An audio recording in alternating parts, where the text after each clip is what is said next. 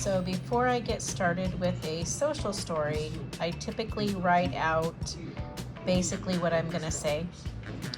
I'll change it here and there as I go, but at least I'll know which order to put the icons. Since I know what I'm going to need and I know there isn't a visual for it already, I'm going to build my own. So I go to your lesson picks tab, go down to the symbol builder, click on that, and then I search for the items that I want to put into one individual visual. And here I pick something and I really don't like it. So down at the bottom, there's a toolbar with arrows and whatnot. There's an X and you can delete it. Just make sure you have it highlighted and then you can delete. And this one I want to show that everybody's different, so I'm trying to find pictures to show that.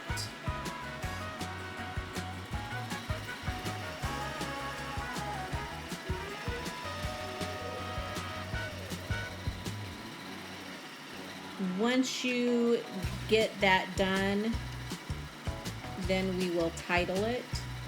Also here you can see how you can shrink those pictures. You click on the little arrow in the right hand corner and you can shrink whatever you want. I believe I do that on the next picture. Here I'm going back to double check what I had typed for the story.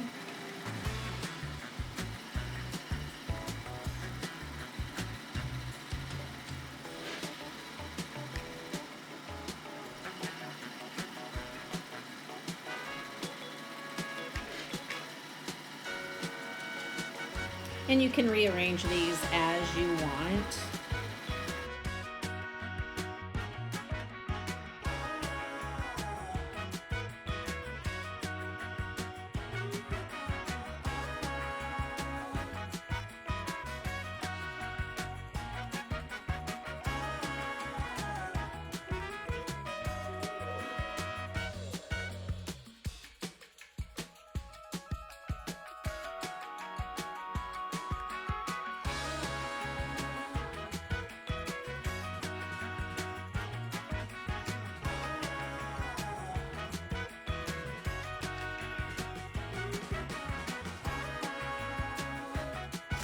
All right, now we're going to title our new visual. When you put the title in, make sure you do not push enter, otherwise you won't be able to put your search words in. So down below you do your search words, whatever you want to put in, different, then enter, whatever descriptive words you want to put in. And then you'll do create symbol.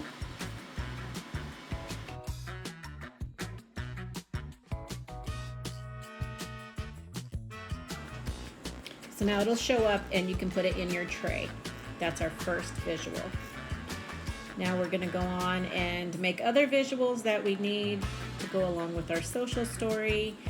Some of them are already made, and so you just search. So this one here, I'm searching for like a meeting between mom and dad and the teachers. So I just put in meeting and then I find one that works best for what I'm trying to show the student.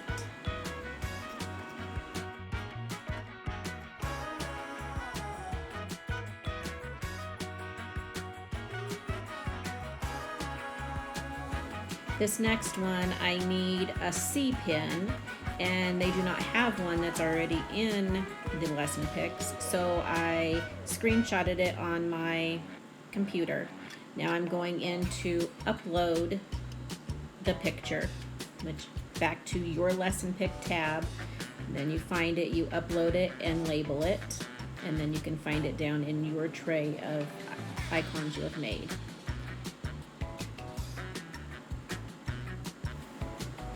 This one I'll show you how to put text onto a visual. So I found the kid I want talking. I go into the common tab and get out the voice bubble, and then I type in what I want it to say.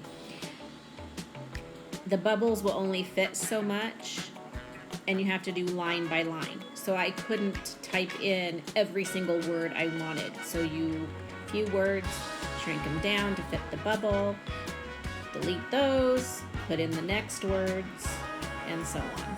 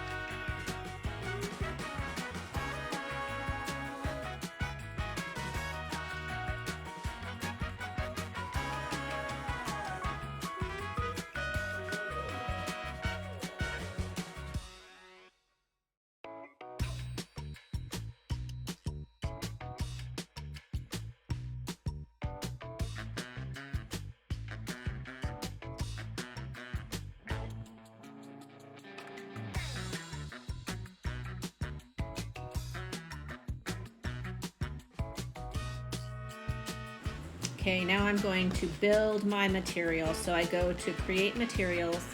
I'm going to go down to books and stories. And now I put in what I want on each page. And this is where it comes in handy. Oh, well, here I'm showing you how you can duplicate the items you have if you want it more than twice, a particular icon, and how you can move them around. If you get too many you don't want them, you can put in 0. If you want it to say the exact same thing, one right after the other, you can put in 2, 3, 4, whatever, however many times you want that visual to show up. But we will go back and forth from the document that I wrote the story on, and I will cut and paste into the dialogue boxes. You do have to remember only so many words can fit into each dialogue box, which goes along with our kids' short, sweet is best.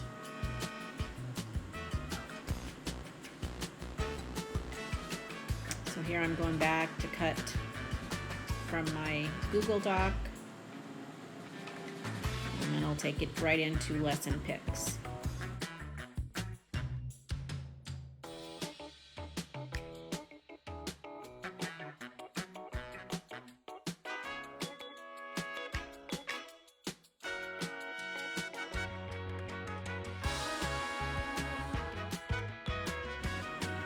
When I have my dialogue boxes all filled up the way I want them, then I go on to the next page.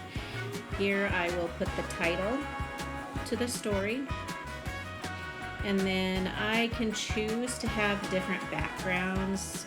There's like dinosaurs and bubbles, and you can do all kinds of fun little things. I tend to not to. And you can have it a whole page. You can make it so it's just a half a page or a quarter of a page. I find the whole page is much easier for what I want. Once you get that all figured out, you will click next.